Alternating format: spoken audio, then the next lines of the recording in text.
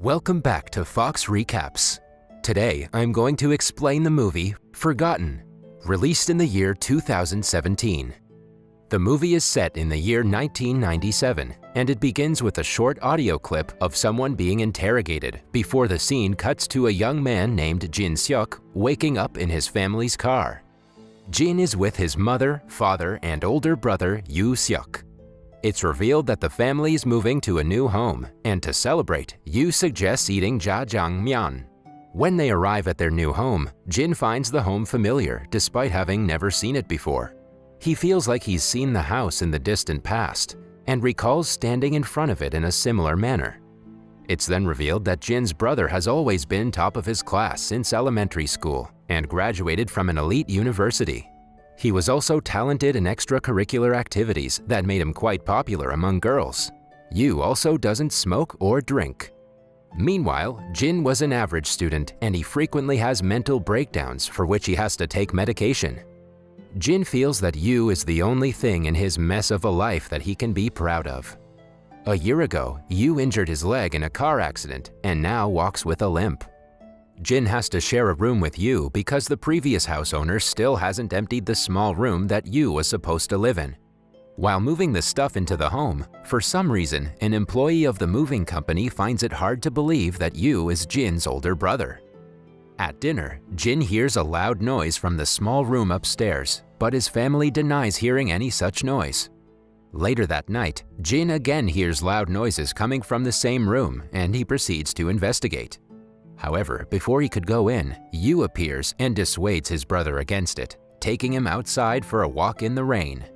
The two brothers go to the top of the nearby hill. As they appreciate the view, Yoo gets a call from his dad and he's forced to leave his brother at the hill, promising to return home as soon as possible. On his way back home, Yoo is surrounded by a group of men that try to kidnap him. Yoo fights back, and fortunately, Jin notices the tussle. Jin runs to his brother's rescue, but the goons manage to take Yoo away. Scared, Jin rushes back home and alerts his parents before passing out from mental strain. Jin dreams of someone being roughly interrogated before waking up in cold sweat with his parents by his side. After collecting himself, he talks to the detectives and tells them the license plate number of the kidnapper's van. However, the detectives reveal that no such number exists. Several days pass by, but the family doesn't receive any ransom calls. Jin continues to hear the same noise coming from the small room and has the same dream of someone being interrogated.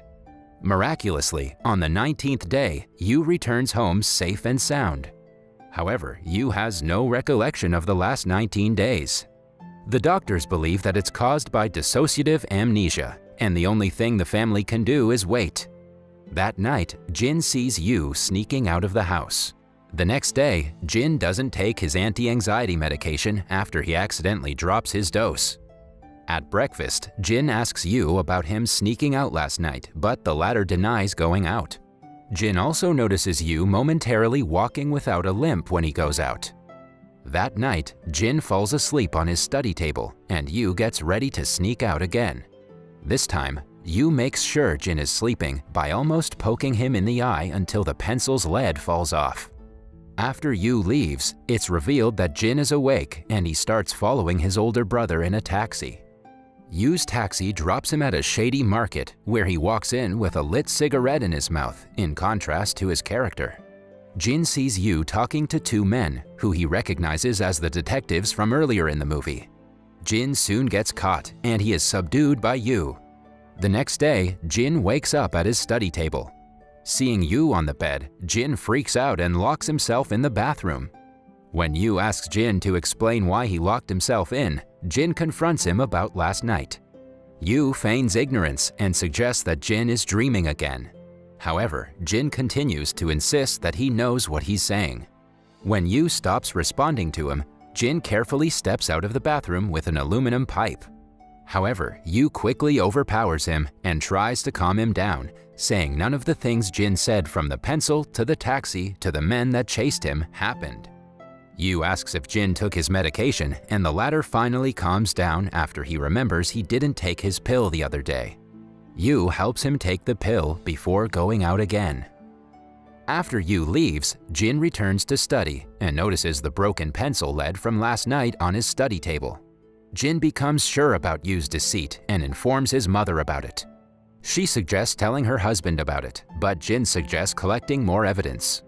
However, later that night, Jin overhears his mother secretly talking to Yu about him. Jin realizes that they're not his family at all, but people pretending to be his family. Soon, the woman feels Jin's presence outside and she rushes to inspect his room, but fortunately, Jin manages to get back to his bed in time.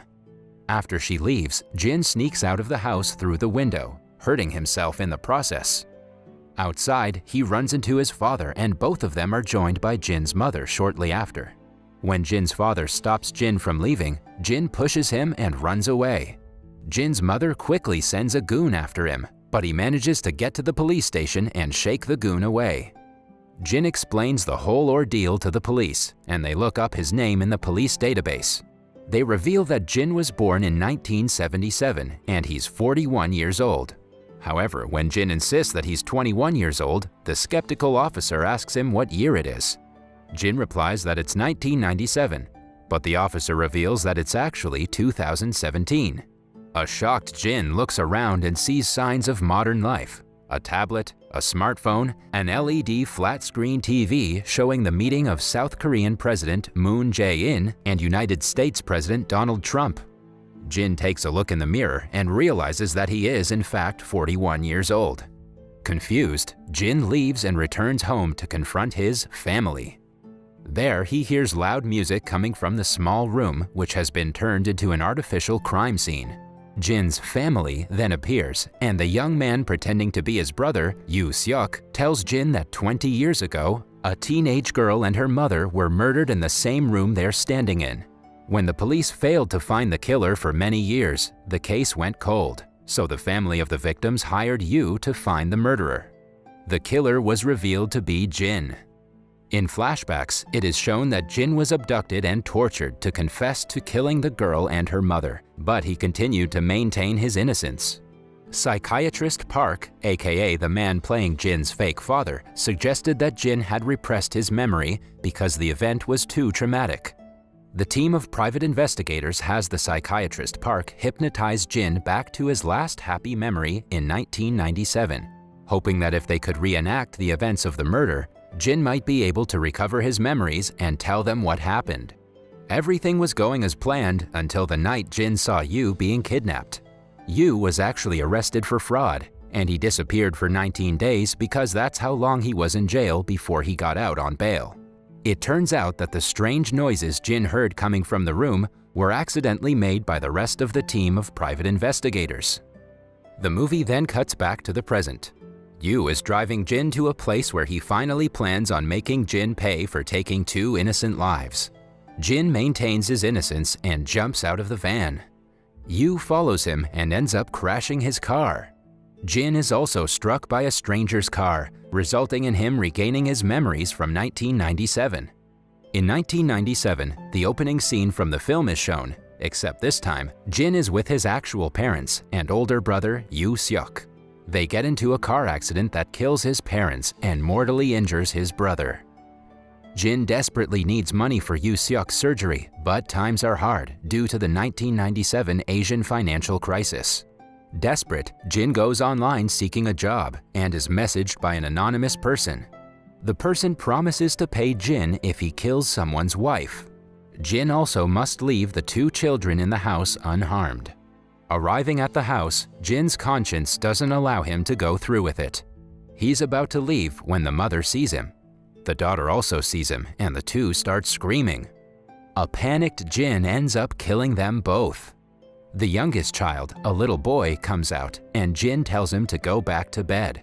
As he leaves, Jin discovers that this is actually the family of his brother's doctor. Jin meets with the anonymous man, who is indeed Yu Seok's doctor, demanding to know why the man would have his own family killed. The doctor explains that the financial crisis had bankrupted him, and he had taken out multiple insurance policies on his wife to prevent his children from becoming homeless. Since Jin not only killed his wife but also his daughter, the doctor says Yu Seok will die as well. A struggle ensues, and the doctor is accidentally pushed to his death. Back in the present, Jin wakes up in a hospital. The young man who had pulled Jin into the van has survived the crash and proceeds to poison Jin to death, but Jin informs him that his memory has returned. The young man then reveals that he was the little boy in the house 20 years ago, whom Jin spared after killing his mother and sister. After the deaths of his parents and sister, his relatives took all the money and left him to grow up in an orphanage. He begs Jin to tell him why he hadn't killed him too, and whether the murders were planned by his father. A distraught Jin lies by taking full responsibility, but the young man doesn't believe him. Jin, now aware that he had in fact committed the murders, poisons himself with the poisonous needle and dies. The young man also comes to terms with the murder of his family and jumps out of a hospital window, plunging to his death. The film flashes back to 1997. Jin's family is at the lake. Jin is stopped by a little boy who offers him a lollipop. After being politely declined, the boy runs to his family. It is shown that it was the doctor's family. That was all from the video. I hope you liked it. Subscribe for more content like this and hit the like button to help us out. Also, leave a comment if you want us to recap your favorite movie. Until next time, take care.